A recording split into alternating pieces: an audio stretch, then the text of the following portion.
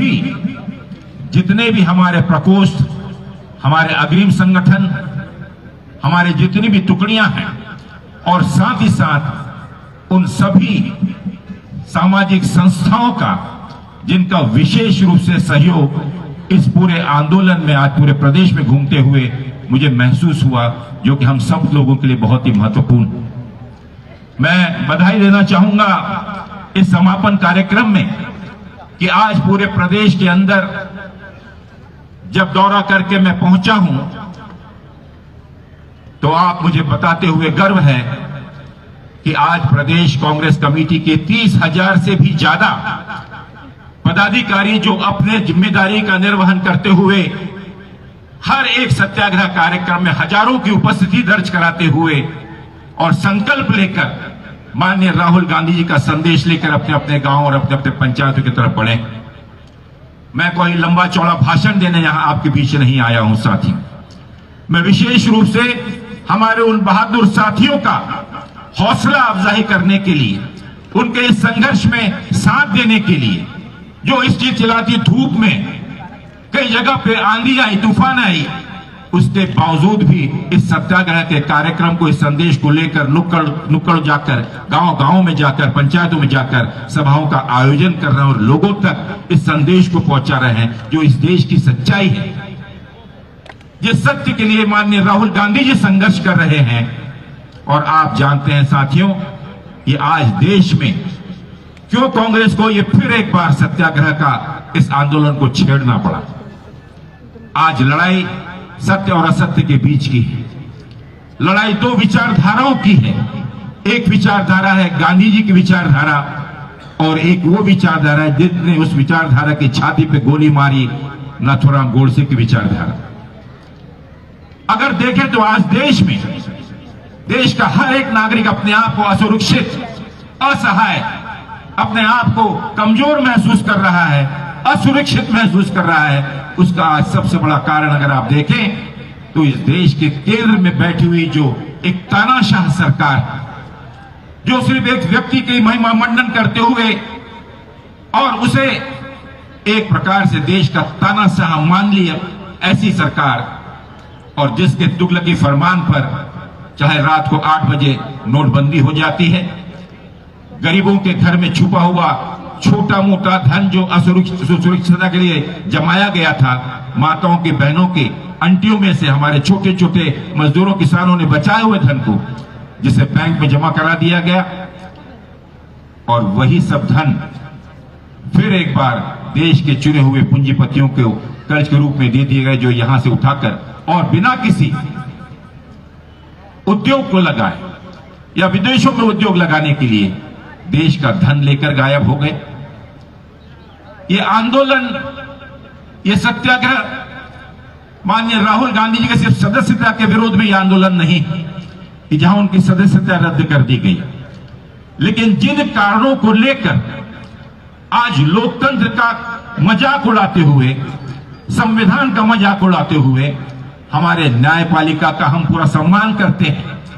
लेकिन अगर गलत निर्णय हुआ है तो इस देश की जनता महसूस करती है, और निश्चित रूप से हमें विश्वास है कि आने वाले उच्च न्यायालयों में न्यायपालिका निश्चित रूप से इसमें न्याय देगी। लेकिन साथियों, यह एक इशारा है, एक इशारा है देश के इस विपक्ष की आवाज को दबाने का। यह इशारा है लोकतंत्र को तानाशाही में बदलने का। यह इशारा है फिर से एक बार देश में राजतंत्र लाने का। देश में राजतंत्र से स्वतंत्रता आंदोलन में हमने मुक्ति पाई। जिस ब्रिटिश साम्राज्य के विरोध में माननीय राष्ट्रपिता महात्मा गांधी जी के दिए गए सबसे बड़े अस्त्र सत्याग्रह को लेकर उनका देश की जनता ने मुकाबला किया, जिस आंदोलन में इस देश का गरीब, पीड़ित, आदिवासी, दलित, ओबीसी, हर वर्ग का व्यक्ति बिना किसी जात पात को देखे हुए, बिना किसी धर्म को देखते हुए इस आंदोलन में समाहित हुआ, और उसने जिस साम्राज्य का कभी सूर्य नहीं ढलता था उसे भी इस देश को छोड़कर जाने पर मजबूर किया। उस राष्ट्रपिता महात्मा गांधी जी के उन्हीं आदर्शों को लेकर और उसी सूत्र को और उसी अस्त्र को लेकर पिछले दिनों राजघाट पर माननीय कांग्रेस अध्यक्ष मल्लिकार्जुन खड़गे जी, आदरणीय प्रियंका गांधी जी और उनके नेतृत्व में अखिल भारतीय कांग्रेस कमेटी के सभी कांग्रेस वर्किंग कमेटी के सदस्य, मुख्यमंत्रीगण, उन्होंने इस सत्याग्रह की शुरुआत की। उसका उद्देश्य मात्र यही था साथियों कि आपने देखा कि आज किन प्रश्नों को पूछने के विरोध में डर कर, घबरा कर माननीय राहुल गांधी जी की सदस्यता रद्द कर दी गई, या उन्हें रातों रात 24 घंटे के अंदर घर से बेघर कर दिया गया। क्या लड़ाई या प्रश्न जो राहुल गांधी जी इस देश की सरकार से, माननीय मोदी जी से पूछ रहे थे, क्या उनके व्यक्तिगत प्रश्न थे? क्या उनकी व्यक्तिगत समस्याएं थी? जिन प्रश्नों को लेकर अगर 2014 से आप देखें तो इस देश में एक ही पार्टी और देश में एक ऐसा नेता है जिसने पहले दिन से आज तक बिना किसी डर के, बिना किसी लोभ के, बिना किसी लालच के, बिना अपनी सुरक्षा की परवाह की माननीय मोदी जी से और केंद्र सरकार से उनकी हर गलत नीतियों के विरोध में आवाज उठाई। संसद से सड़क तक संघर्ष करते हुए अगर किसानों के विरोध में काला कानून लाया तो किसानों के साथ सड़कों पर शामिल हुए। अगर इस देश में महंगाई बढ़ी तो उस महंगाई के विरोध में सरकार से प्रश्न पूछा। अगर इस देश में जो वादा इस सरकार ने और माननीय मोदी जी ने किया था कि हर साल देश में 2 करोड़ नौजवानों को नौकरी वो मुहैया करवाएंगे, तो उन्होंने यही तो प्रश्न पूछा था ना कि इन 8 सालों में वो 16 करोड़ नौकरियां आपने किसको दी, देशवासियों को बताई। माननीय राहुल गांधी जी ने यही प्रश्न पूछा संसद में कि जिस अडानी जी को, जैसा सुबोध जी ने कहा कि आज आपने पाताल से लेकर आकाश तक और जितने भी सार्वजनिक उपक्रम थे जो कि जनता के लिए, जनता के द्वारा और जनता के फायदे के लिए, बराबरी के हिस्सेदारी बनाने के लिए कांग्रेस की सरकारों ने बनाई थी, उन सभी उपक्रमों को लाइन से, चाहे रेलवे हो, चाहे आपका एयरपोर्ट हो, चाहे आपका जहाज का बंदरगाह हो, चाहे हमारे बड़े बड़े उपक्रम हो, खदानें हो, बिजली उत्पादन करने के संयंत्र हो, अगर आप गिनती कर लें तो इन सभी उपक्रमों को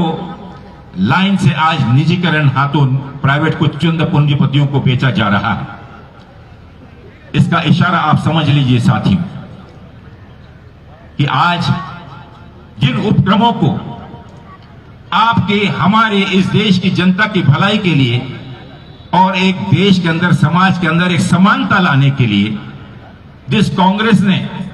एक समाजवादी नीतियों को अपनाकर लोगों की भलाई के लिए और सिर्फ मुनाफा कमाने का उद्देश्य रखते हुए नहीं, अगर आप रेलवे में सफर करते थे पहले तो उस रेलवे का भी किराया कम से कम लगाया जाता था ताकि हमारा गरीब, मजदूर, बेरोजगार उस रेलवे में सफर कर कर अपने रिश्तेदारों, अपने के पास पहुंच सके। अगर बड़े बड़े शैक्षणिक संस्थाएं बनाई गई थी और बेहतरीन शिक्षण उपलब्ध कराया गया था तो उसका उद्देश्य ये था कि हम आप जैसे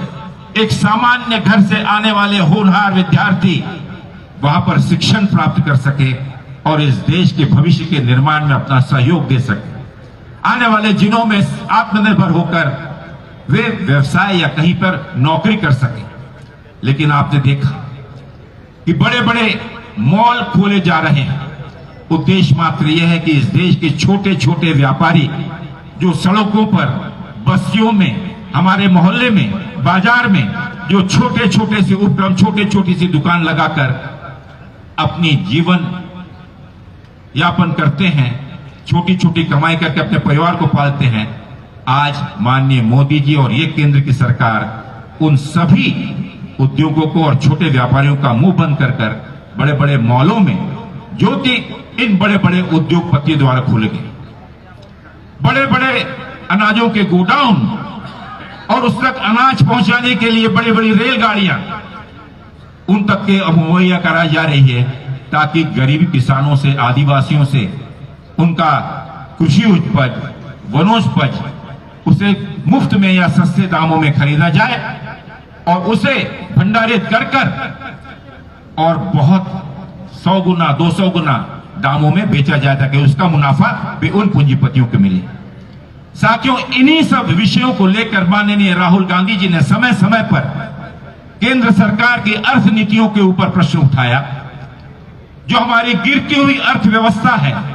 जिसके चलते हुए उद्योग बंद हो रहे हैं, लगी हुई नौकरियां, बेरोजगार हो रहे हैं युवक, तो नई नौकरी देने का, नए रोजगार देने का वादा तो दूर रहा,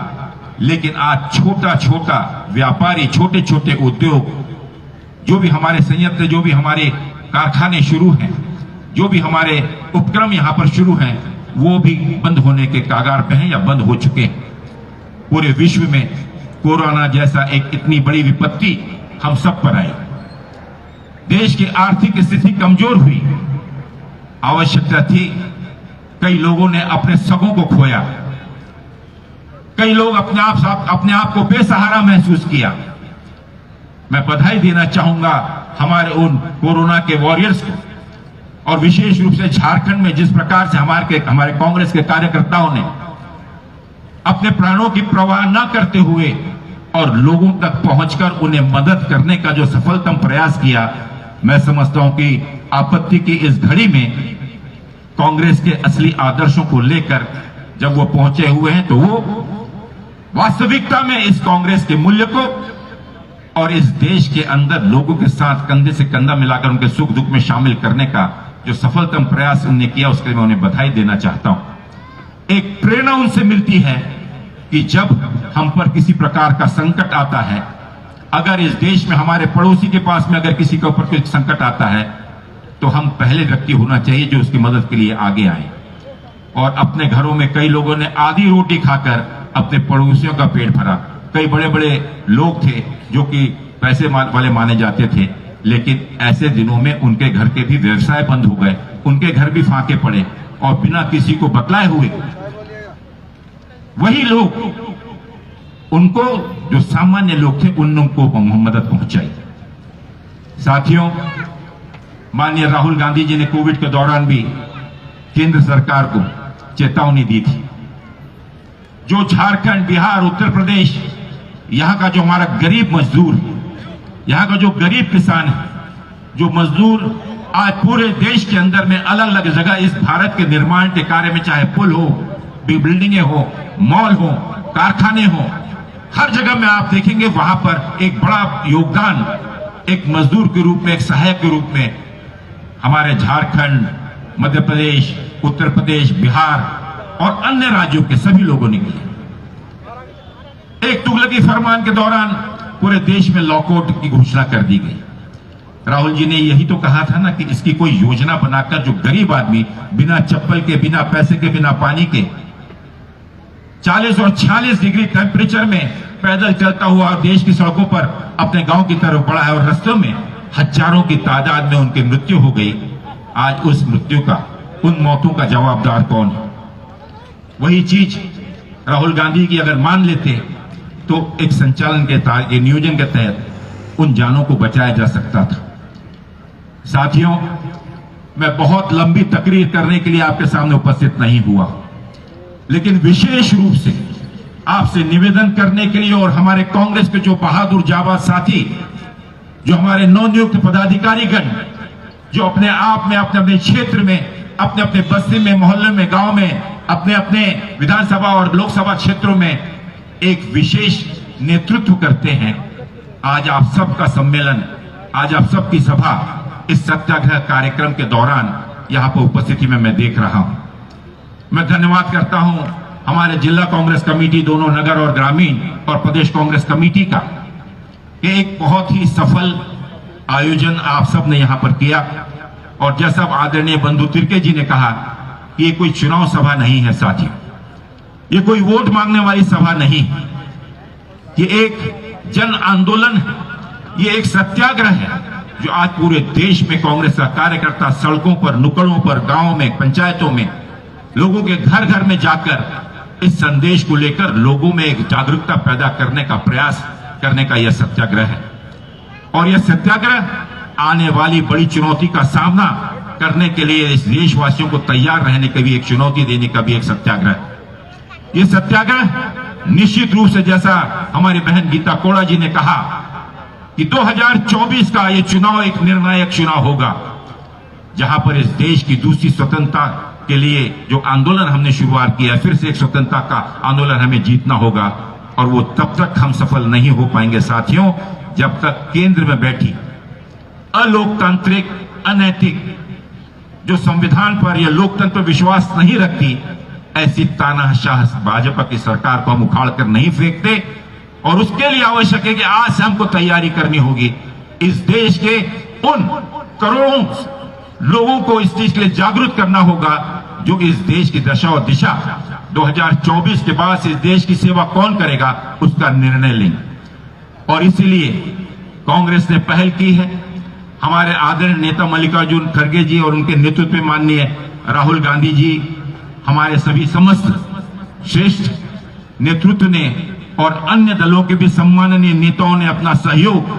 अपना योगदान देकर इस देश में एक नई आशा और उम्मीद उन सभी वर्गों के बीच में जागृत की है, जहां पर एकजुट होकर भारतीय जनता पार्टी से मुकाबला करने के लिए हम सब लोगों को सजग और तैयार रहना है। आज के इस सत्याग्रह कार्यक्रम में मैं आपसे यही निवेदन करने आया हूं साथियों, कि आइए हम सब मिलकर एक संकल्प लें कि लड़ाई जो माननीय राहुल गांधी जी के नेतृत्व में, जो माननीय मल्लिकार्जुन खड़गे जी के नेतृत्व में, जिस कांग्रेस कार्यकर्ताओं के अग्रणी से, उनके संघर्ष से जो ये संघर्ष जो शुरू हुआ है, आज इस संघर्ष को लेकर, इस संदेश को लेकर यहां बैठा हुआ हर वो पदाधिकारी